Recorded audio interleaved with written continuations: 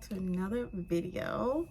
Thank you guys so much for tuning in. Make sure you guys like, comment, and subscribe. Hit the bell so you guys are notified every single time I upload.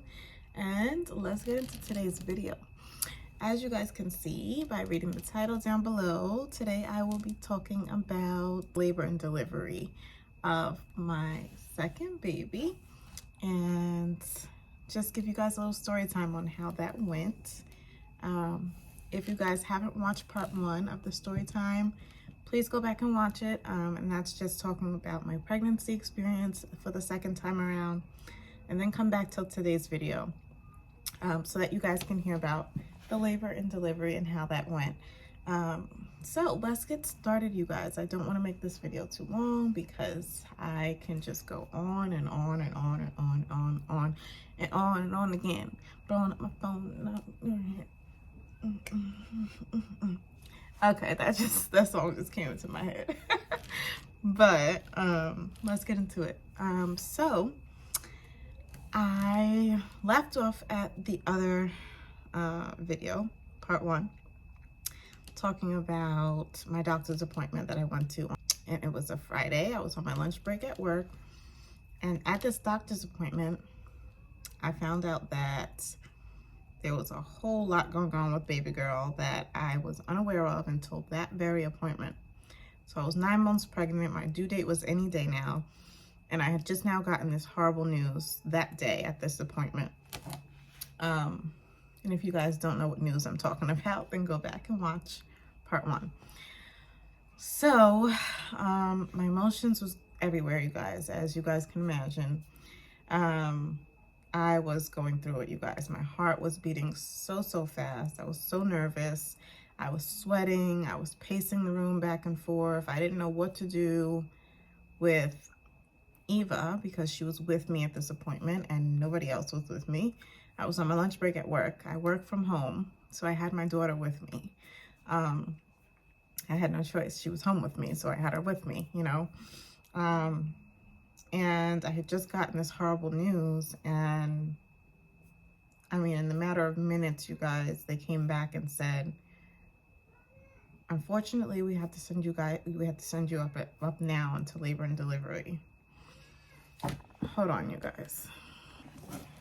Okay, you guys, I'm back. Sorry. Eva is a trip. She knows I'm out here. I just did a video wrapping her gifts, so you guys will see that if you haven't already. And she knows I'm out here doing something, and I told her, stay in the room. It's a surprise. You can't see anything. And she has been trying to peek the entire time, you guys, like over an hour already. She's hilarious. So she was calling me from the room, Mommy, I have to pee. Just a reason to get out of the room. But anyway, let me wrap this up so that we can hurry up. So, yes, at that appointment that day, they told me unexpectedly, we have to send you upstairs right now to labor and delivery. I was already at the hospital, mind you guys. My appointment was in the hospital, so I was already there. And I was not prepared at all to hear that they would be sending me upstairs right then and there to labor and delivery. They said, we cannot send you home because it's risky, and if something were to happen, God forbid, with your baby, you know, they would be liable because they allowed me to go home after discovering what they discovered. So I immediately panicked because I'm like, what the freak am I gonna do with my toddler? I don't know what to do. I wasn't even thinking about the fact that I didn't have my hospital bag. I didn't have my husband's bag. I didn't have nothing with me, literally, because I thought it was just a doctor's appointment and I'd be going home. So I wasn't too stressed about that because I knew when I called my husband, he was going to have to stop home anyway first and then come to the hospital. So he would have been able to get everything.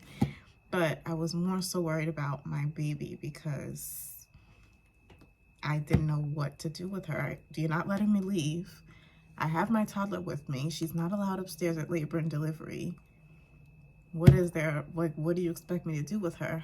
She can't like sit out in the waiting room by herself for 2 days while I'm in labor. Like, what do you want me to do with her? You know? So I said, if you guys give me a chance and you trust me, I will leave, drop her off home, and come right back. I promise. They said, oh, well, you know, your amniotic fluid is really low, so, you know, it's risky. We can't tell you you can leave. You know, at this point, it's kind of like an emergency that you stay here. And I'm like, well, why the heck don't I feel like I'm in an emergent situation? Like, I feel like I would have known by now that, you know, something's going on in my belly, something doesn't feel right.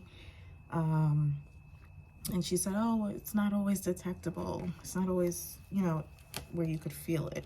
And I'm like, oh, well, you know,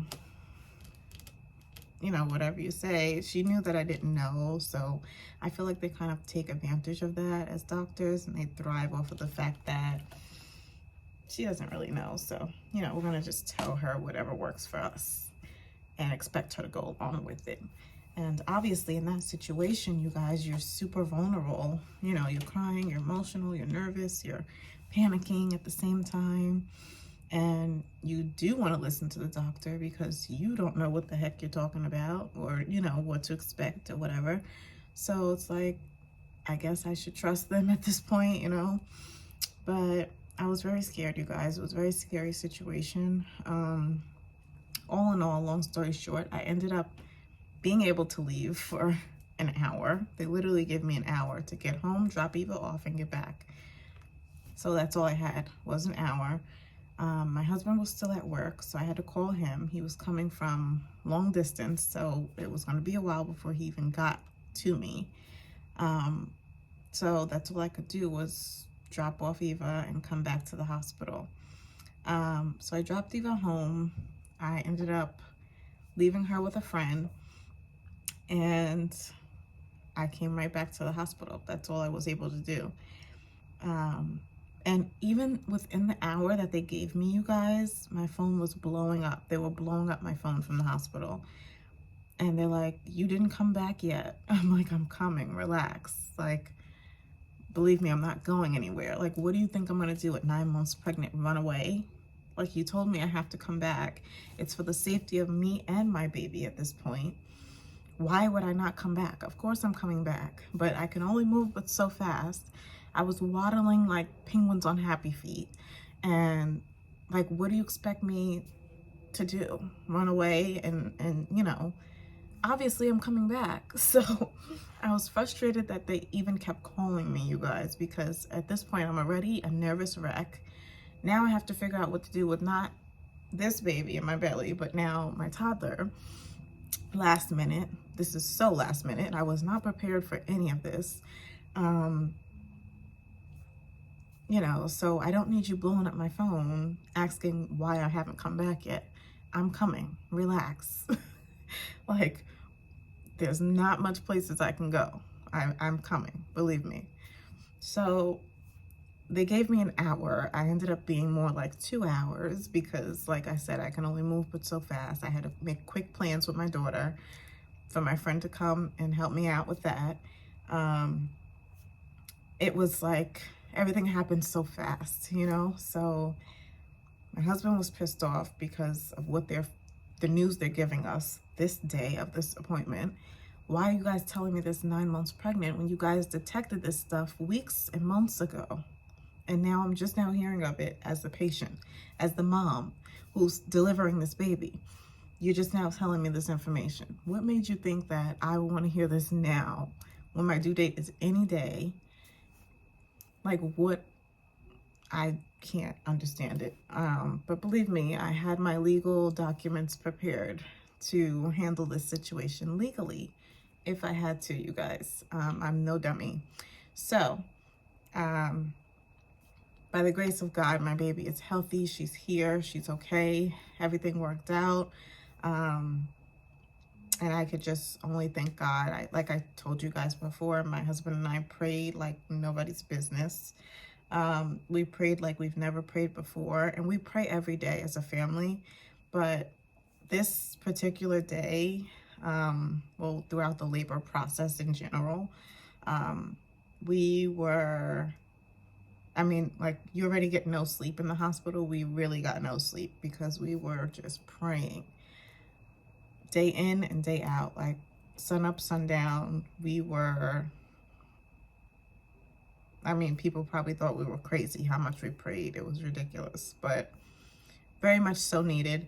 And God answered our prayers. And all that they had detected hours before she was delivered, just hours before, you guys, not even a full 24 hours later, I had her. And our prayers were answered. Our baby was completely fine. She was completely healthy.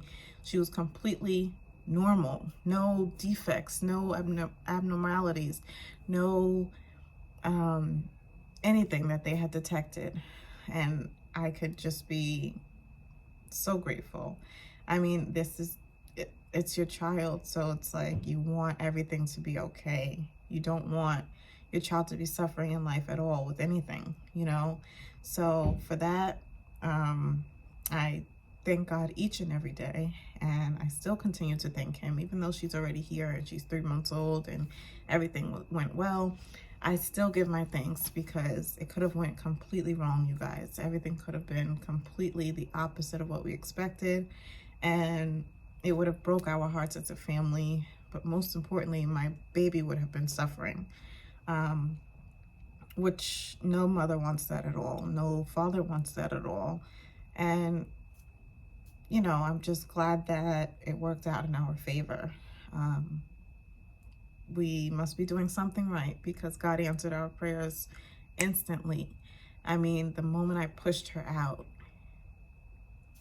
it was like I had a ball of tears, because I couldn't contain myself. I didn't know what to expect when I pushed her out. Is my baby going to be deformed? Is she going to have, you know, an abnormality for the rest of her life? Is she going to be disabled? I didn't know what to think, you know? So pushing her out was very nerve-wracking too, but luckily that went smooth. And I mean, I literally pushed 3 times and she was out.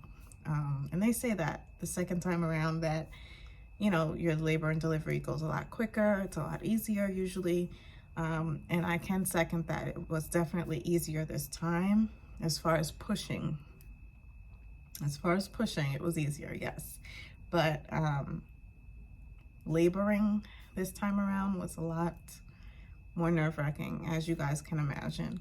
Our blood pressure kept going up and down. Mine was through the roof, as expected, right? When you're that nervous and panicking and everything else.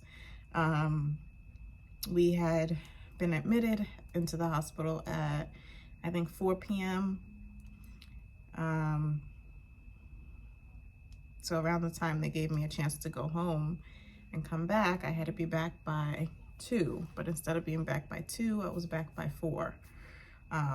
But, you know, I told them it is what it is. I can only move so fast, but I'm here now. You know, I'm here now, admit me, and let's get this thing rolling.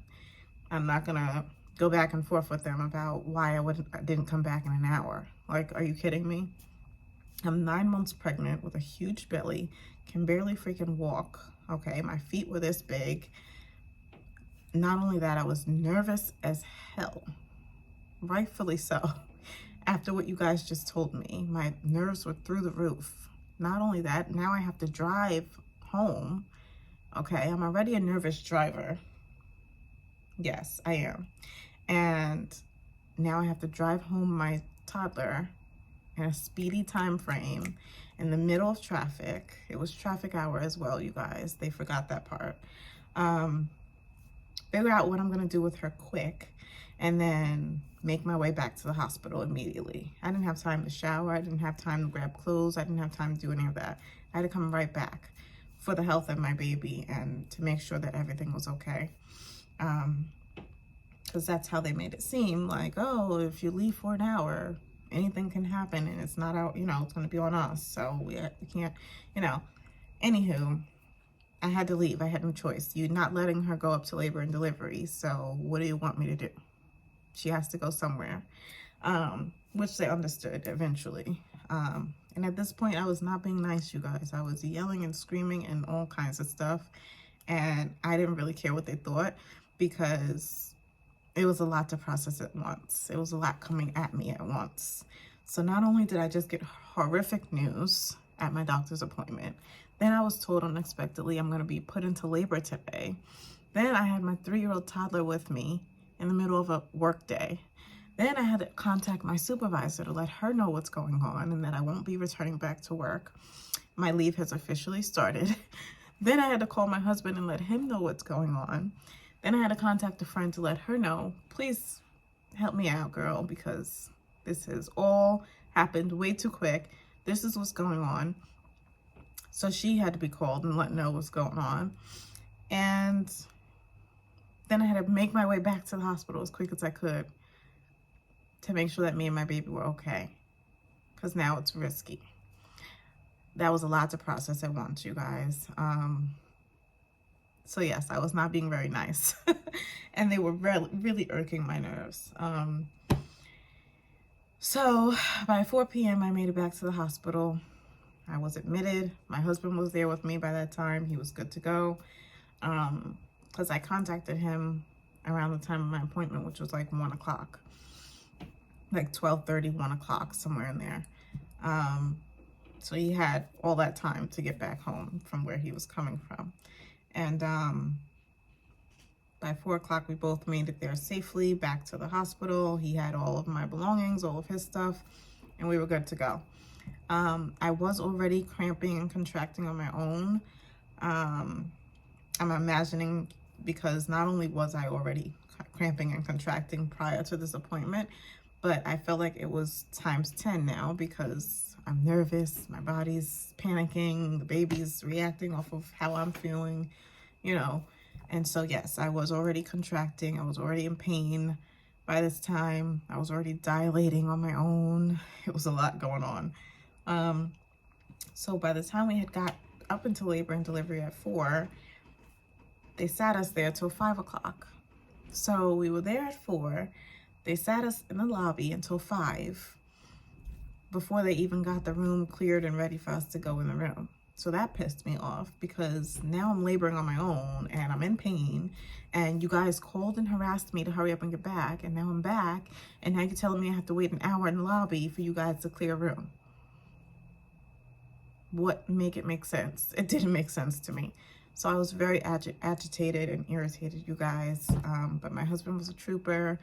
He hung in there with me. He understood my feelings, and he was definitely a major support system for me, because I mean, I was really like losing it, you guys. I was losing it. And that's why we balance each other out, because when I'm, you know, at my wit's end, he's calm and cool and collective, and vice versa. When he's at his wit's end about something, I'm the calm one. So we balance each other out, and we work well together as far as that goes, you know. So it was definitely needed that he just be calm, keep me calm as possible. And it worked out, you know. They finally got us in the room. The room was really nice. It was nice and clean, which thank God, because had I seen one thing wrong with that room, they thought they got yelled at before. Oh no, I definitely would have lost it. Okay. Times 100, because no, not only did all this happen, now you guys are going to put me in a dirty room too. I would have lost it. So I'm glad it was nice and clean, spick and span. And I think they knew that. Like, I think we should make sure this room is spotless, because she's already ticked off, you know? So thank God they got that 411 from MFN downstairs, I'm pretty sure. So the room was spotless, thank God. And I always check, you know, now that I've done this for the second time around, I make sure to check for any blood stains anywhere from the prior patient. You know, I do a scanning of the room on my own to make sure that they got everything, because I don't need now somebody else's blood on my hospital bed, and, you know, the toilet with blood spots and stains, the shower dirty, because I have to use this stuff now, you know. So, and we ended up in the room at 5 p.m. And by 8 p.m., I was already in my gown, changed to whatever. They already had took my questionnaire and all my information. And by 8 p.m., my gynecologist came in to induce me. Mind you, I was already contracting on the monitor. They already saw I had contractions already on my own. But by 8 o'clock, they came in to induce me, just to jumpstart and get things rolling a little quicker, which I appreciated because I wanted to get the hell out of there the day I went in there. So I appreciated that. Let's hurry up with this. So they gave me something called a Cervidil, which helped to open my cervix quicker or soften my cervix more. So what was I saying? Yes, I got a Cervidil at 8 p.m. That's something to soften the cervix to help you dilate quicker and get dilation, you know, more on the roll. So, yes, I got a Cervidil at 8 p.m. and that softened my cervix. And then I think by 10:30, because I had to stay in for 2 hours. It was something that they stuck in there by my cervix, and then they took it out in 2 hours. So by 10:30, that's when they started the Pitocin, which is to help me, you know, start contracting and, you know, you're officially laboring and all that good stuff. And then I skipped a part. Before the Pitocin went in and before they took the Cervidil out, I was having some issues with my oxygen. They had to quickly run in and give me oxygen because I couldn't breathe. They had me laying flat on the bed as well. So as you guys know, with a big old belly, 9 months pregnant, laying flat on your back is not comfortable. Nonetheless, in the hospital, right? And also while you're super nervous and panicking for hours. So if you guys can imagine, that was super uncomfortable for me, but they had me stay in that position and I could not move while they took the Cervidil in and out. But while it was in, I was on my side, on one side the entire time. And they were monitoring the baby and as well as me, obviously. And our oxygen was dropping significantly, you guys. So instead of 199% oxygen level, my oxygen was on 80.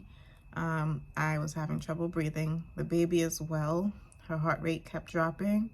It was around the 150s area, somewhere up there, 163, 150.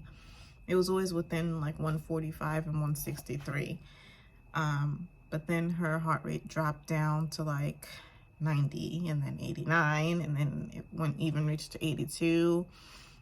So her heart rate was going down as well. And then one scary moment, it went down to 60. So you guys get it. It was very scary for me and for my husband both. We didn't know why the heart rate was dropping, but I assumed it was because of the Cervidil they put in, and the nurses assumed the same thing, so they had to go run down my gynecologist to let her know I wasn't doing well with the Cervidil and it needs to come out. My gynecologist was tied up in a surgery at the moment, so I had to keep the Cervidil there until they were able to get her into my room. And that was what was causing our oxygen levels to drop. So that was very scary. And all we had to do was play the waiting game. But while we were waiting, I had about 8 nurses in there with me, you guys. I mean, they ran in like, I don't know if you guys ever seen Grey's Anatomy, but I was a major fan, binge watching that during COVID. And yeah, it was much like a Grey's Anatomy scene, you guys, where they all come running into your room, all the residents, all the nurses. It was like a movie. I think I had like 8 nurses surrounding me, one up by my head. I had some up by my midsection, by my belly, some down by my feet. It was crazy. And they made me even more nervous because of the way they rushed in my room. It was like Ghostbusters. They, boom, busted open the hospital doors and they were grabbing stuff behind me. One put the oxygen mask on me super fast and told me to take deep breaths. But at the same time, you guys, I was like blacking out. Like I was just, I don't know if my body was going into shock or what. I think I was too deep in my thoughts as well. And just thinking all kinds of stuff that I couldn't help as far as my baby goes, and, you know, hoping that she'll be okay. And a mother's love is like no other, you guys, because I was more worried about her safety and the health of my baby more than myself. I didn't care about myself at that point. I was worried about my child and if she would be okay, and if I could have a safe and healthy delivery. So yeah, I'd say within 10 to 15 minutes later, they got a hold of my gynecologist to come in and remove the cervidil. And around this time, it was like 10:30, somewhere in there. So that went on for about 10 to 15 minutes with my oxygen level being low, as well as the baby. And it felt like an hour long, obviously. When you can't breathe and you're in that state, it felt like forever. So once the gynecologist came in the room, she removed the cervidil, which is super painful, you guys. I must admit, it is absolutely excruciating. It's painful putting it in, number one. I mean, I was all over that hospital bed, like couldn't stay still. It was so painful. I think I actually almost kicked one of the nurses. It was that bad. I mean, yeah, I don't want to get too graphic in case there's somebody with a weak stomach on here, but it was very painful to say the least, and taking it out was as well. But I was glad that thing was out, okay? So around 10:30, they started the Pitocin, and they kind of just let me labor from there, you guys. Then around like 3, 4 a.m., you know, as the shifts change, I think it was 3 a.m., a nurse came in and she upped the Pitocin. Like how fast, that's how fast it drips. So at first it was dripping very slow, and then they upped it more because I'm like, can we speed this thing along? I was in so much pain, you guys. Ugh, it was crazy. So she upped the Pitocin around 3 a.m. and I had gotten my epidural because I couldn't take it. I think I was, at this time around, I was 5 centimeters dilated. So I was halfway there at 3 a.m. Don't quote me on that. Maybe 3, 4 a.m., somewhere in there. I was halfway dilated and I had 5 more centimeters to go. So she upped the Pitocin and I called in for an epidural. And at that time, I had to wait for the anesthesiologist to come in. That took a couple of minutes, which also felt like an hour. When you're in pain, you want it like instantly, like hurry up, let's get this thing going. But when he finally came in, you know, they asked my husband to step out. He was not happy about that, you guys. He was like, why do I have to leave? Just do the epidural. Why do I have to leave? He's like, I need to check on my wife. I need to be here for my wife. So that was so sweet. But I was like, babe, you got to get out for a second, you know, whatever. But just thinking back on it, you guys, when I had my daughter and my mom was in the room with me, she stayed in the room with the epidural. So I'm not sure why they kicked him out this time. I guess it depends on the anesthesiologist and if they care. I don't know. This anesthesiologist was an asshole from the beginning. Excuse my French, but he was not polite at all. And the nerve, like, you could freaking paralyze me in a matter of seconds and you're being so nasty. Like, have some compassion at the fact that we have to trust you with our life right now to give us this epidural, and you're being so rude and nasty to patients that are in so much pain, or else you wouldn't be called in the room. Like, relax, pump the brakes a little bit. He was agitating me, really, but yeah, I guess it depends on the anesthesiologist and if they decide to let you in the room or not. I don't know, but they kicked him out and he was not happy. So they gave me the epidural,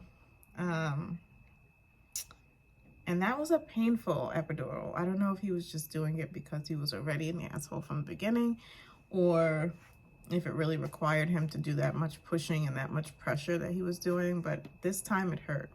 When I had Eva, I didn't feel a thing. It was so easy and quick. And the anesthesiologist talked me through it. He let me know what was coming next, what he had to do next, so that I wasn't blindsided by the pain if it wasn't pain. This time around, he didn't warn me of anything. He just said, stay still, pushed my head into the nurse, and told me don't move. And it felt like he took 10 minutes to put in a freaking needle. Anyway, it was painful. And once the epidural was in, I pushed that freaking button, you guys, so many times. I think that's why I was so swollen afterwards. I mean, I know that's normal, but maybe I caused myself to be a little more swollen than I should have been, but I don't care because I needed it. I was in so much pain. I couldn't wait to get that epidural. So you know how they give you the little control and they like push it if you need more? Girl, let me tell you, I was pushing that button like 5 times when they first gave it to me. Well, not initially, because initially the medicine goes in, they'll do it themselves. So it kicked in after like 5 minutes. Then after a while, I felt like it was wearing off and it was in there long enough. I pushed it again like twice. So yes, it was heaven sent. Those of you that know, the epidural is like heaven sent, you guys. So much better. So I got the epidural, and I would say by 11 a.m. I was like almost there. Right before 12 p.m. I had my baby girl, and I pushed for 3 minutes, you guys. Literally 3 minutes on the clock I pushed, and she was out. 3 minutes, 3 pushes. So each minute I pushed once. One long push. And I took a deep breath, pushed again, and she was out in 3 minutes. 3 minutes and 3 pushes. Done. So that was super quick and easy as far as pushing her out. And yeah, baby girl was here, you guys. As soon as she came out, I heard her cry and I exploded. Let me tell you, I burst into tears immediately. Because it was a different experience. The pregnancy, the laboring, you know, just the whole 9. It was so different from my first birth with Eva, and I definitely was a lot more emotional this time around than when I was having Eva. Although I was happy having Eva, obviously, I had no issues during her pregnancy, during her labor, nothing. So, you know, this time around it hit home a little bit harder, and I couldn't control it. I let it out. I felt good to let it out, and I was just so happy that, you know, by the grace of God, he answered our prayers immediately.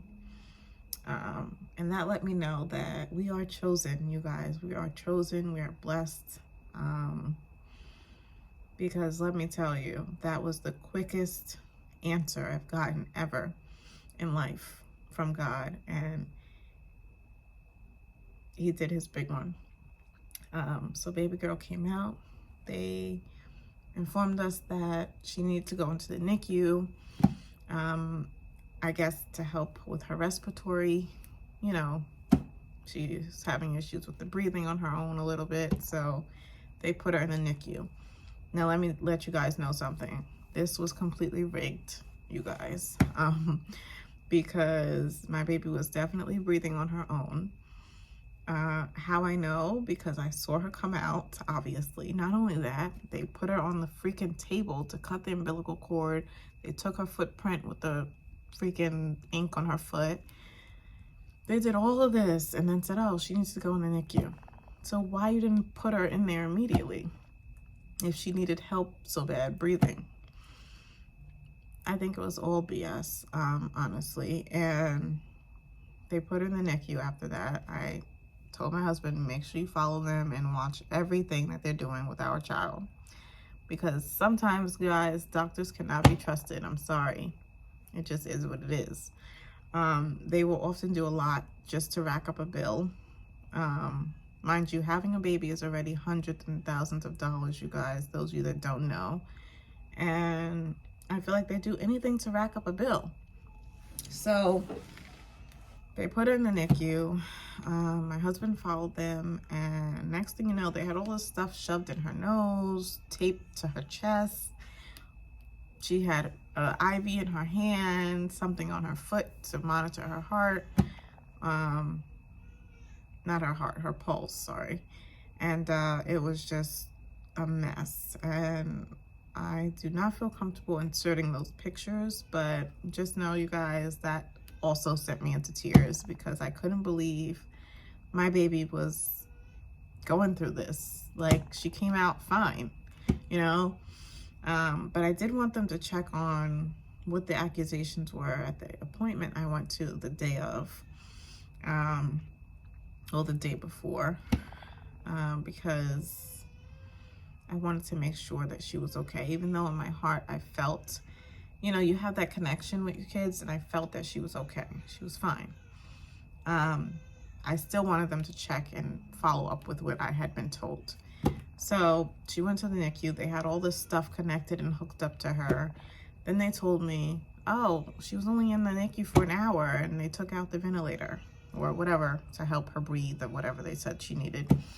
I'm like, yeah, that's because she didn't need it. And you guys think I was born yesterday. So after an hour, she doesn't need it anymore. But you guys claim she couldn't breathe by herself. Yeah, okay.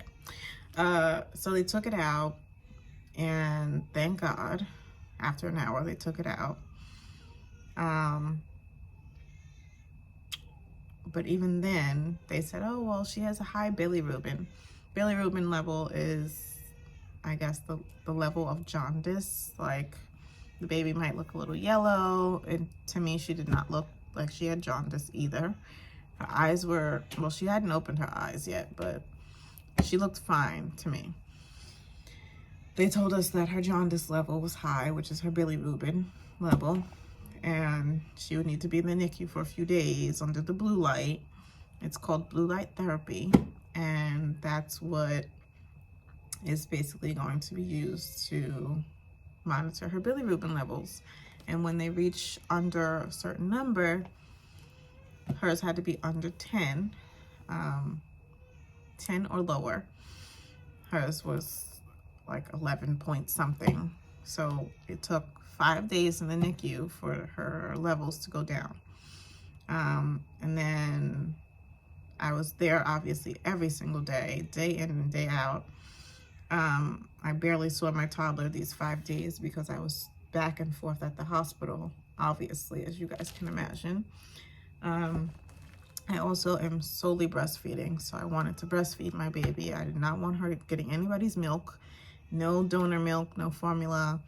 I will come and feed my baby every 2 hours. I don't care how tired I am. I don't care how swollen my feet was. I didn't care how sore I was. I didn't care how much I was bleeding. I didn't care, you guys. I wanted to be with my baby. I wanted to also be eyes and ears in the NICU because, like I said, I don't fully trust the hospitals. And like I said, I feel like they just try to rack up bills, you know? And I don't want you doing anything to my baby that I'm unaware of while I'm not here. So anything you need to do, any tests you need to run it when I come to the hospital, period. Anything, any doctors you need to speak to about my baby, do it when I'm here. I made that very clear from the door.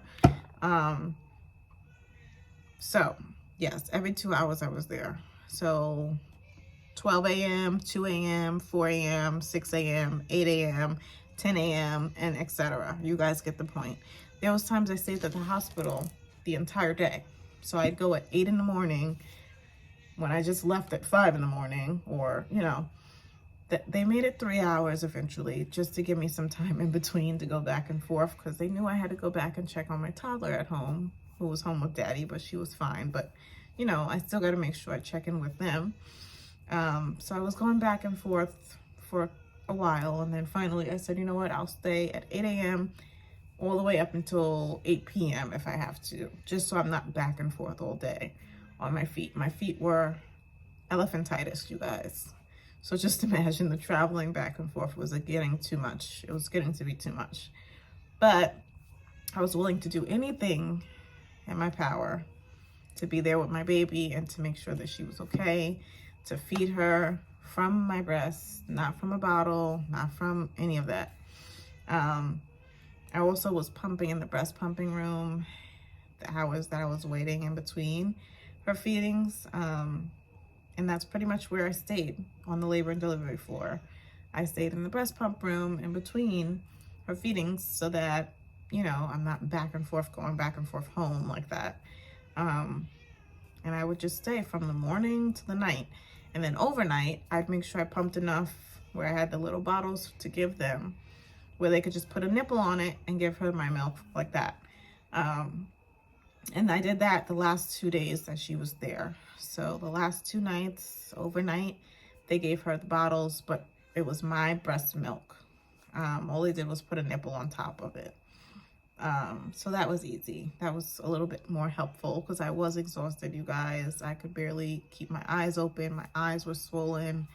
My body was swollen. Obviously, just having a baby and going through all of that. And my feet, I literally could have popped them. Like, I could have took my nail and poked it and it would have popped. If you guys saw what my feet looked like. And I will, maybe, I don't know, might be too graphic, but maybe I'll insert a picture so you guys can see what they looked like. But just know I was in a lot of pain and discomfort.